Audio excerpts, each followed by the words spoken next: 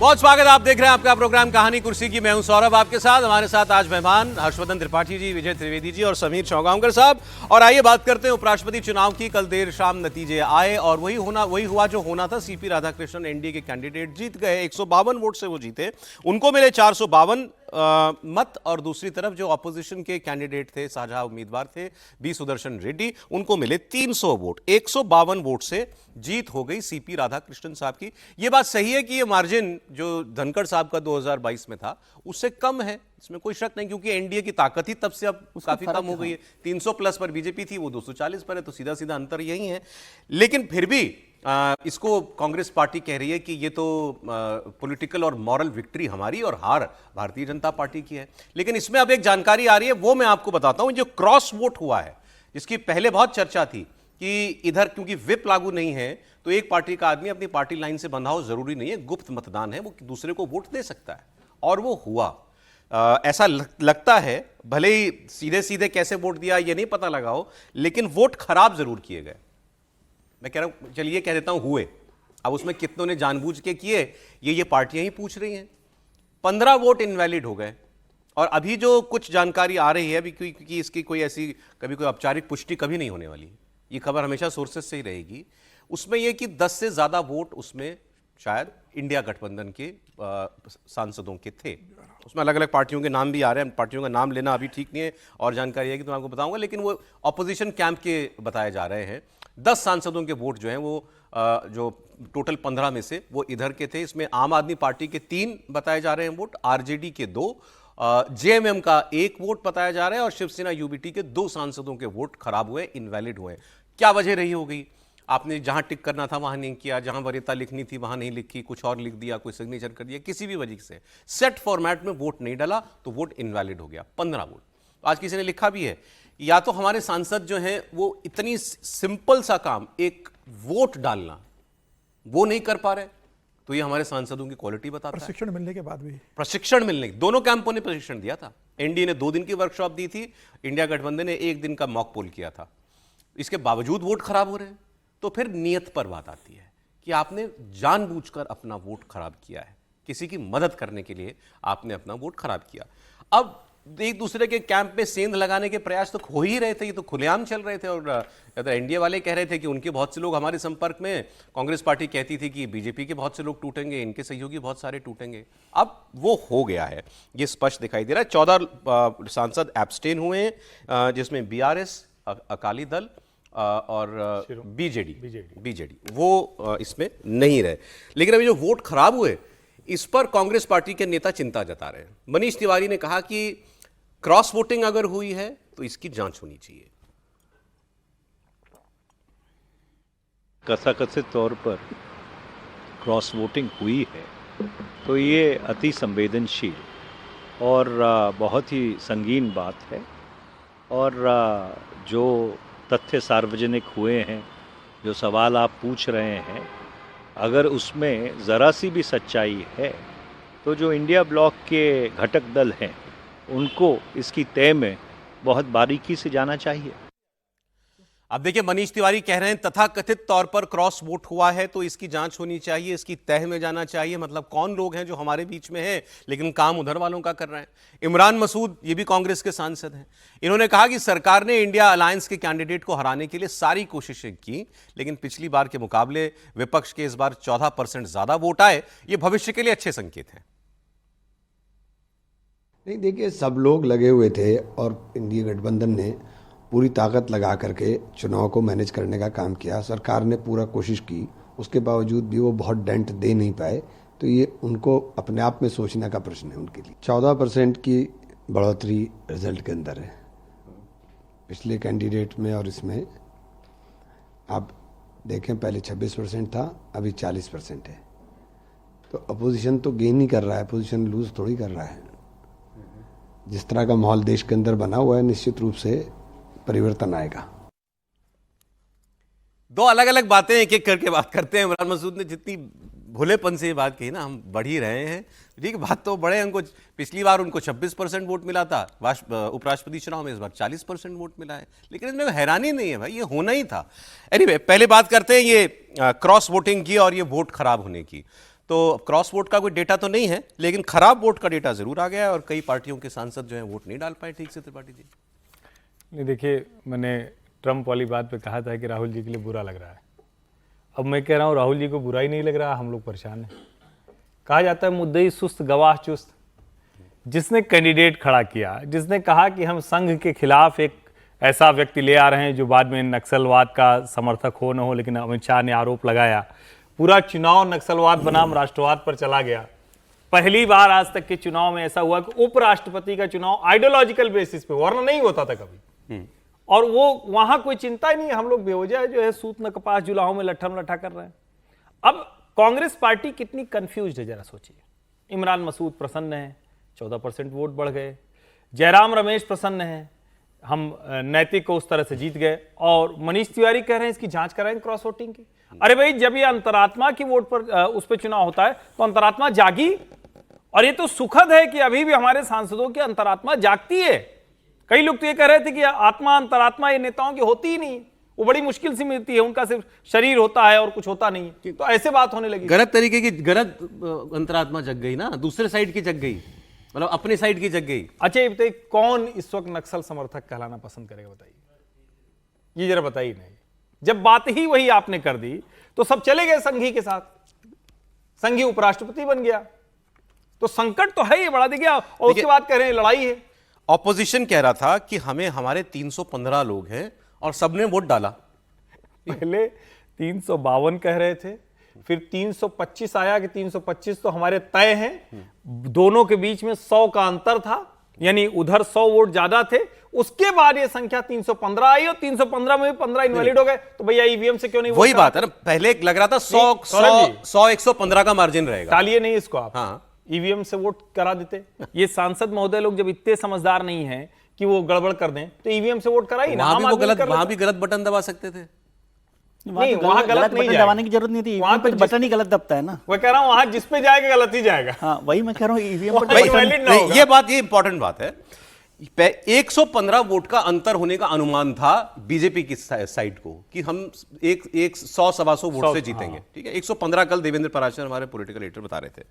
वो आंकड़ा हो गया 152 और इंडिया गठबंधन कह रहा था 315, वोट पड़े 300 उसको।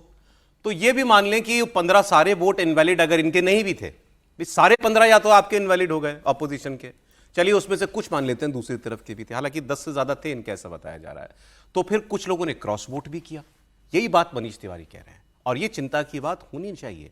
जब ऑपोजिशन इतना अपबीट है, अभी आपने लोकसभा चुनाव में भी अपना दम दिखा दिया, पहले से बेहतर परिस्थिति में आप हैं, तो आपका सांसद भी आपके साथ होना चाहिए था ना, तो वो क्यों गया दूसरी तरफ?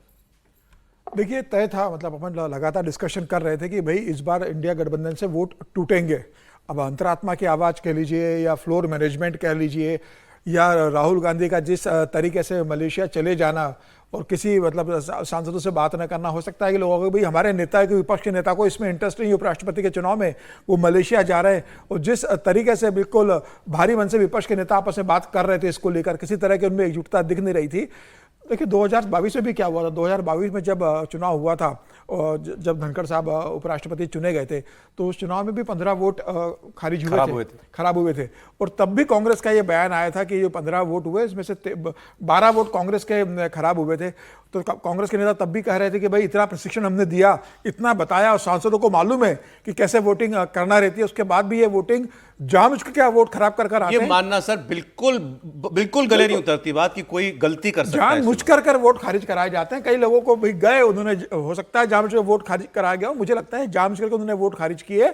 यह सीधा सीधा बता रहा है कि उनका इंटेंशन क्या था। और उसके अलावा जो वोट मिले हैं सीपी राधाकृष्णन जी को, टूट कर वो मिले, वो भी तो चिंता का विषय है। जब आप ये कह रहे थे कि भाई हमारे पास विपक्ष पूरा एकजुट है और इस बार तो हम एनडीए के गठबंधन में सेंध लगाने वाले, और राहुल गांधी के हॉटलाइन पे चंद्रबाबू नायडू जुड़े हुए हैं, कोई बड़ा खेल हो सकता है। वो वाला मत कहिए सर, प्लीज, हंसी आ रही है। वो वाला मत कहिए कि उनके हॉटलाइन पे ये, अरे लोग तो सरकार गिरा दे रहे थे कि पीएम भी 9 को बदल वही कह रहे थे कि भाई अब 9 तारीख का वोटिंग हो जान दीजिए, उसके बाद प्रधानमंत्री मोदी 3 महीने के अंदर इस्तीफा दे देंगे, उपराष्ट्रपति के चुनाव में ऐसा मतदान होने वाला है। तो और अभी जो सांसद, कांग्रेस के सांसद बोल रहे थे कि भाई हमारा वोट परसेंटेज बढ़ गया, तो ये 2024 के समान ही कि जब परिणाम आया तो पूरा कांग्रेस में उत्साह बन रहा था, उसी अनुपात में, लेकिन वोट होना था। उन्होंने कहा कि भाई इस बार हम नेता प्रधानमंत्री नहीं बन पाए तो क्या हुआ, राहुल गांधी विपक्ष के नेता तो बन गए, हमारे लिए खुशी की बात है, हम 52 से 99 पे चले गए। तो अगर वो 99 को अपने लिए बहुत बड़ी जीत मान लेते हैं तो वैसे स्थिति उनके साथ है। ये कुछ तो कहना है, वो तो बात सही है।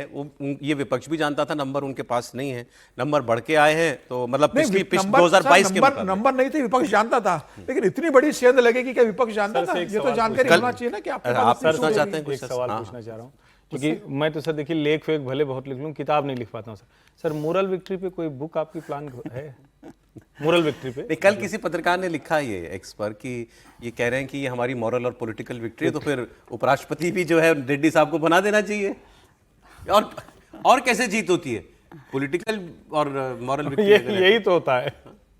देखिए, इसमें जो हमने 3 क्लासिफिकेशन कर रखे हैं, ये हमारी सुविधा के लिए कर रखे हैं। जो अमान्य वोट कर रखे हैं हमने, जो इनवैलिड वोट है।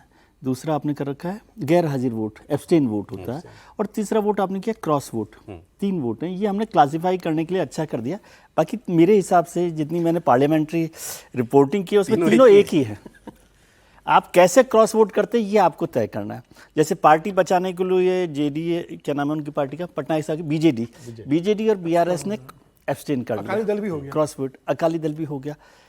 कुछ लोगों ने खारिज कर दिया, वोट को रिजेक्ट कर दिया। कैसे करना है इसको मैं कहता हूँ, बहुत सारे लोग हिम्मत करते हैं तो वो क्रॉस वोट कर देते कि देखी जाएगी जो होगा।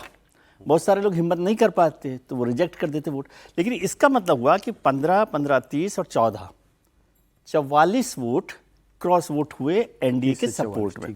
और इसमें बहुत कंफ्यूजन नहीं रखना, कोई भी पार्टी हो, एनडीए नहीं, सरकार में जो भी पार्टी होती है उसके पक्ष में ही क्रॉस वोट होता है मोटे तौर पर। यदि कोई सरकार में बहुत बड़ी नाराजगी हो जाए तो अलग बात है, कई बार होता है कि कोई सहयोगी गठबंधन नाराज हो गया तो वो कर दे।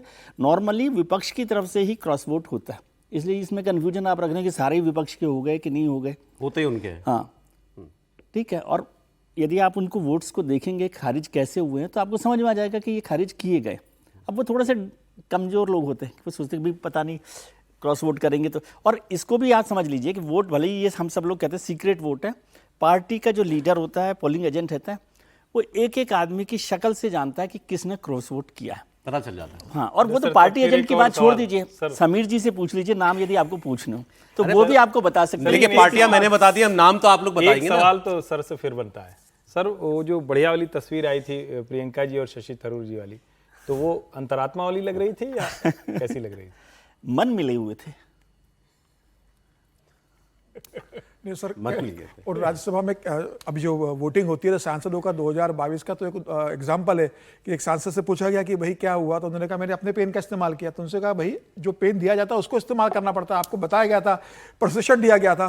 तो उसने कहा था नहीं मुझे दूसरे के पेन पे भरोसा नहीं, मुझे अपने पेन पे ही भरोसा है, मैं अपने पेन से करके ये आया सब वो हूँ। लोग हैं जो खुद वोट देके ही, अब मतलब वोट दे वोट के की आके वजह वो से कह जीत रहा है कर कि आ मैं रहे अपने हैं। पेन से, पूरी मुझे दूसरे के politics पेन पे वोट भरोसा किया नहीं है, मेरे अपने पेन पे भरोसा है। पॉलिटिक्स वोट नहीं, अब ये किया। अब ये आप एक चीज और जोड़ दूं मैं, मसूद साहब ने कितना परसेंट बोला, 14%, 15% वोट बढ़ गया। तो मैं थोड़ा सा बता दूं, 31.5% वोट अपोजिशन का लोकसभा में बढ़ा, समझे, और 8% कम हुआ उनका, तो करीबन 25% सीट्स बढ़ गई हैं उनकी टोटल में। 19 के मुकाबले में 24 में लोकसभा राज्यसभा, वोट बढ़ा तो 14%। वोट बढ़ा 14%। ये मैं केवल facts की बात- ये असली अरिथमेटिक है।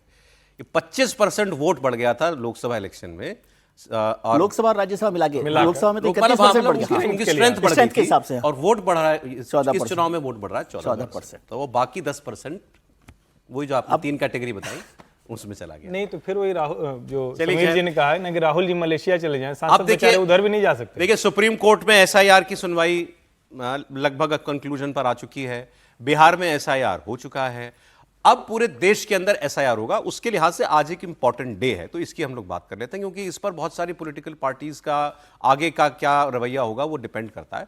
चुनाव आयोग पूरे देश में एसआईआर करवाना चाहता है, स्पेशल इंटेंसिव रिवीजन, सीधे सीधे शब्दों में पूरे नए सिरे से वोटर लिस्ट तैयार करना पूरे देश की। दिल्ली में मुख्य चुनाव आयुक्त ने आज एक बैठक बुलाई, जिसमें सारे राज्यों और केंद्र शासित प्रदेशों के चुनाव आयुक्त मौजूद रहेंगे। ज्ञानेश कुमार इस बैठक की अध्यक्षता कर रहे हैं।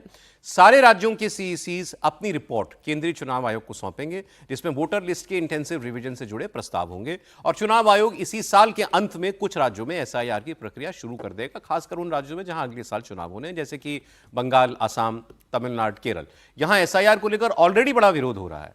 बंगाल में अब ममता बनर्जी ने ये कहा है कि एक तो उन्होंने कहा कि हमें बिल्कुल भरोसा ही नहीं है चुनाव आयोग के ऊपर, फिर उन्होंने अब सुप्रीम कोर्ट में मामला चल रहा था कि आधार को मान लिया जाए, उन्होंने कहा आधार ही नहीं वोटर कार्ड को भी मानो, वोटर कार्ड भी मेरे वोट की पहचान है। तो अब ये नए सिरे से एक हंगामा जो है वो शुरू हो सकता है पूरे देश में एसआईआर को लेकर के। लेकिन वही बात है कि बिहार में ये मामला लगभग खत्म हो गया। अब आप माहौल बनाने की कोशिश राहुल गांधी ने और तेजस्वी यादव ने खूब की है, उसका असर तो चुनाव में पता चलेगा, लेकिन एक्सरसाइज पर तो रोक सुप्रीम कोर्ट ने भी नहीं लगाई, तो एक्सरसाइज पूरी हो गई। तो क्या ये पूरे देश में ठीक ठाक तरीके से और शांति से ये काम हो जाएगा या इस पर अभी और हंगामा होगा? सवाल ये है। सर क्या लगता है आपको?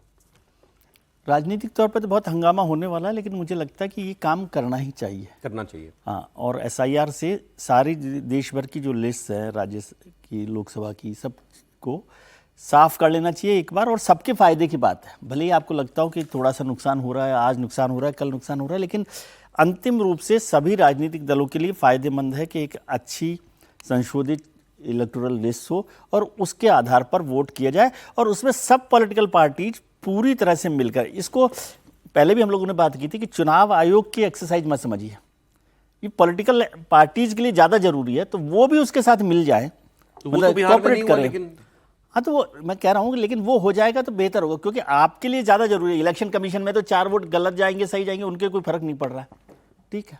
और मैं, हालांकि ये फिर वही कंट्रोवर्सी वाली बात होगी, मैं समझता हूँ कि अब सरकार के लिए या पॉलिटिकल पार्टीज के लिए ये वक्त आ गया है कि सिटीजनशिप के इशू को रिजॉल्व किया जाए, कि एनआरसी ले आए। एक बार एनआरसी बन जाएगी, फिर ये झंझट ही खत्म हो जाएगा ना एसआईआर का, और सब चीज़ों को उससे एनआरसी से जोड़ दीजिए, आधार हो, वोटिंग कार्ड हो, बैंक हो, अकाउंट हो, सब कुछ। असली शुद्धिकरण वो है, असली शुद्धिकरण वो है, क्योंकि रोज फिर बहस होगी कि इस पे एसआईआर में होना चाहिए कि नहीं, चुनाव आयोग के पास अधिकार है। तो आप कह रहे हैं कि केवल एसआईआर नहीं, ये एनआरसी तक जाना चाहिए, एनआरसी तक ही जाना चाहिए। मूल बात ही यही है, बाकी सारी चीजें तो अपने आप खत्म हो जाएंगी, अपने आप खत्म हो जाएगी। सारे विवाद क्या हैं, सुप्रीम कोर्ट के सामने ये लोग क्या लेके गए हैं, और इसीलिए मैं कहता हूं कि विपक्ष की मंशा पर सवाल खड़ा होता है जब वो कहते हैं कि नागरिकता तय करने का अधिकार किसको है, होम मिनिस्ट्री की, यानी वो भी ये जान रहे हैं कि इसमें नागरिकता वाला मसला आएगा।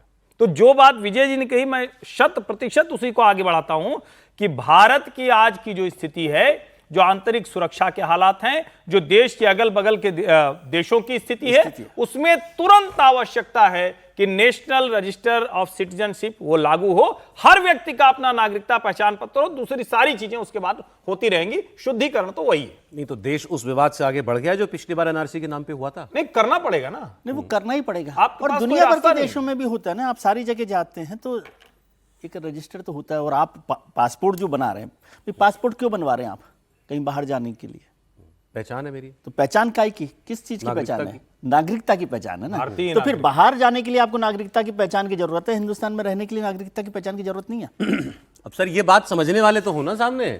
नहीं, नहीं, आग इसके लगा अलावा दी थी कोई देश को, रास्ता मतलब नहीं है, कोशिश मैं की ऐसा थी समझता लेकिन ये बात सुप्रीम कोर्ट में भी इसी तरह सरकार को कहनी चाहिए, उनको कहना चाहिए कि हम उस सारी प्रक्रिया के लिए तैयार हैं, और चुनाव आयोग को भी ऐसे ही कहना चाहिए हाँ। कि हम सभी पार्टियों से निवेदन कर रहे हैं कि आप आइए, और जब तक नागरिकता की पहचान नहीं होगी हमारा काम तो होगा ही नहीं। भाई वो किसका बना रहे हैं? भाई दो ही तो किसकी चीजें बना रहे हैं ना, हाँ। नागरिक और 18 वर्ष से ऊपर, बस उसके लिए जरूरी है कि आपको नागरिकता पहचान करनी पड़ेगी, और उसको सब ऑटोमेटाइज कर दे कि अपने आप उनकी एज का, अपने आप सब जो बदलना है वो बदल जाए। जैसे डेथ सर्टिफिकेट भी है कि डेथ हो गई है तो अपने आप उसमें कैंसिल हो जाए। देखिए, सुप्रीम कोर्ट में जब एसआईआर की सुनवाई चल रही थी, सुप्रीम कोर्ट ने चुनाव आयोग से पूछा था कि क्या ये एसआईआर की जो एक्टिविटी आप कर रहे हो सिर्फ बिहार तक सीमित रहेगी या पूरे देश में लेकर जाने वाले हो? तो चुनाव आयोग ने बहुत स्पष्ट कहा था कि हम पूरे देश के अंदर एसआईआर की एक्टिविटी लेकर जाने वाले हैं, और मुझे लग रहा है बहुत जरूरी है, भले ही विपक्ष कितना भी इसका विरोध करे, पूरे देश में एसआईआर होना चाहिए, और सिर्फ जिन राज्यों में चुनाव नहीं है, जिन राज्यों में चुनाव भी नहीं है वहां पर भी होना चाहिए। सर एक खबर देखिए, सॉरी आपको मैंने रोका, एक बड़ी खबर आ रही है, नेपाल में हंगामा, फसाद, और अब फ्रांस में बवाल शुरू हुआ है।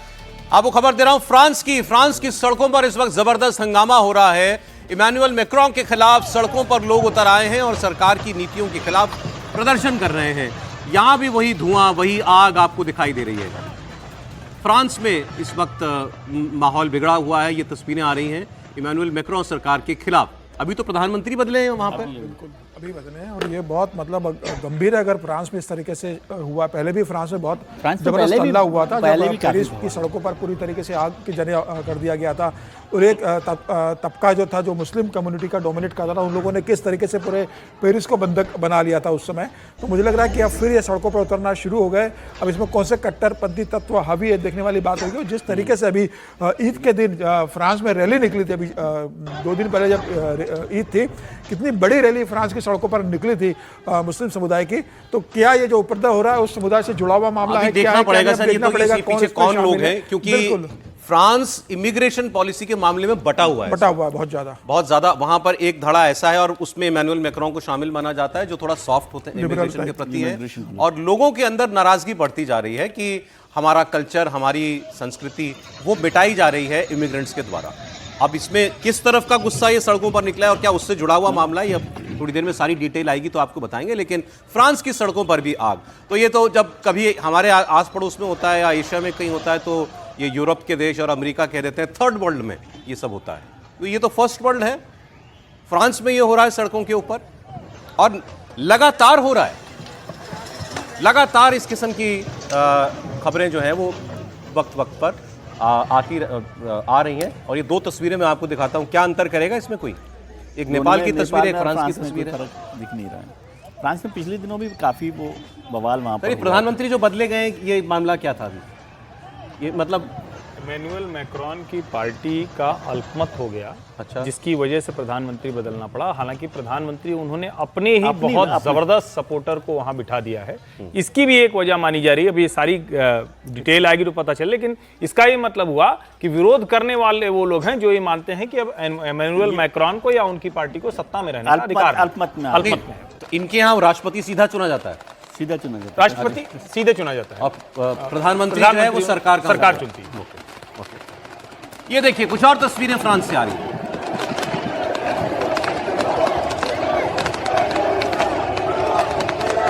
खूब हंगामा हो रहा है फ्रांस की सड़कों पर इस वक्त, आगजनी की जा रही है, सरकार की नीतियों का विरोध है।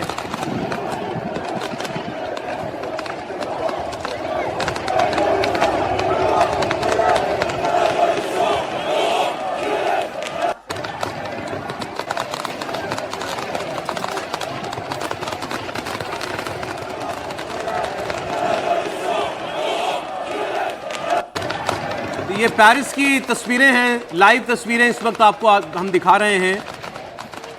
सड़कों पर प्रदर्शनकारी और उनका पुलिस के साथ आमना सामना हो रहा है।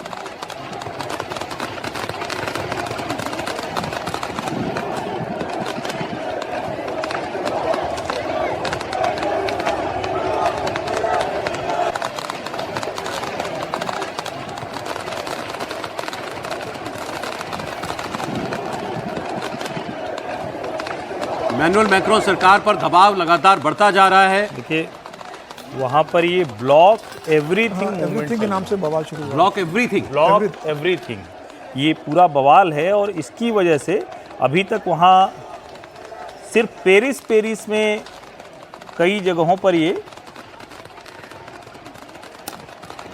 मेट्रो बंद कर दी गई है फ्रांस की। ओवरऑल वही है, इमैनुअल मैक्रोन के खिलाफ ये पूरा प्रदर्शन है।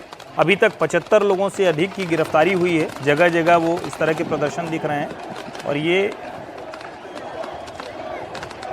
ब्लॉकॉन्स, अच्छा वो वही है, उसी को फ्रेंच में लिखा हुआ है वो। ब्लॉकॉन्स 2, 80,000 पुलिस के लोग जो हैं वो तैनात किए गए हैं। और ये इसकी कॉल पहले से थी, आप ठीक कह रहे हैं, लेट्स ब्लॉक एवरीथिंग, ये इस मूवमेंट का नाम है। और इसकी शुरुआत जो है वो ये बताया जा रहा है, जैसे अभी आपने कहा था कि एक नो कॉन्फिडेंस मोशन जो है वो हार गई इमैनुअल मैक्रोन की पार्टी के प्रधानमंत्री जो हैं, तो उनको इस्तीफा देना पड़ा। उसके बाद इन्होंने अपने किसी, आपने बताया यहाँ भी वही है कि हर हाल में अपने आदमी को बनाए रखना है। 4 प्रधानमंत्री अभी तक बदल चुके हैं, लेकिन जो असंतोष है वो इमैनुअल मैक्रोन के खिलाफ है। और वो जनता का असंतोष, या कहें कि जो अल्पमत में आ रहे हैं, उसको एक्सेप्ट करने को तैयार। जो अखबार बता रहे हैं वो ये कि फ्रांस की जो सरकार है, इमैनुअल मैक्रोन की सरकार, इसके कार्यकाल में फ्रांस का जो वो है डेफिसिट, बजट डेफिसिट जो है वो बढ़ रहा है, वो बहुत ज़्यादा बढ़ गया और हाईएस्ट है यूरोप के अंदर शायद।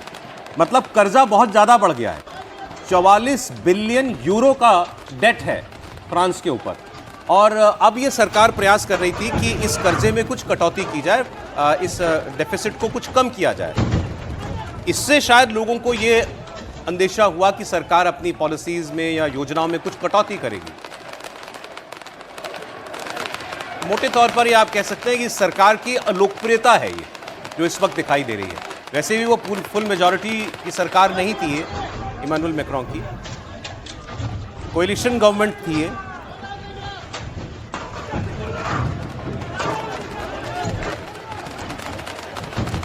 ये बड़ा प्रदर्शन है देश भर में, यानी फ्रांस में 1 लाख से अधिक लोग इसमें शामिल हुए हैं।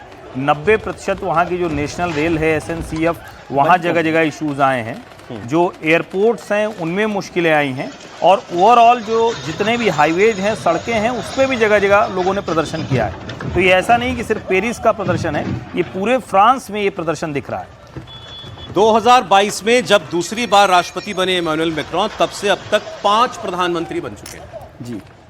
तो ये हालत है फ्रांस की।